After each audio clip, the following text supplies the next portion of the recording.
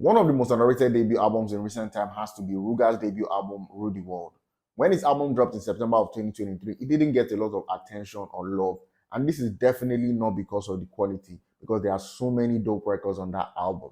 But I believe it is because of these few reasons. First of all, it doesn't really have a huge fan base or a cult following per se. And even if it does have, they are not particularly active on the internet.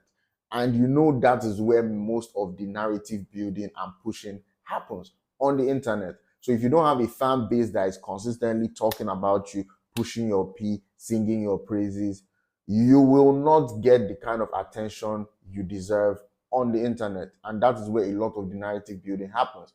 If you're not getting a lot of love on the internet, it's very hard that it will translate into the real world. Secondly, the album was not able to deliver a hit post-release. The biggest songs on the album, Asiwaju and Red Flags, were released about 10 months prior to the release of the album, which was November the previous year. And although those records were big songs, especially Asiwaju, which was a huge record, a #1 record, they had their reign and they passed.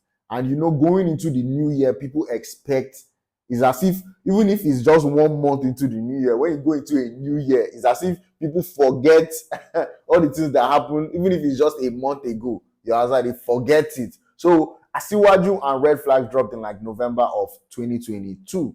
You understand? And the song blew up right away, especially the record Asiwaju, and it blew up until like January, February of 2023. You understand? But by that time, you know, the song had had its reign and it had, you know, passed.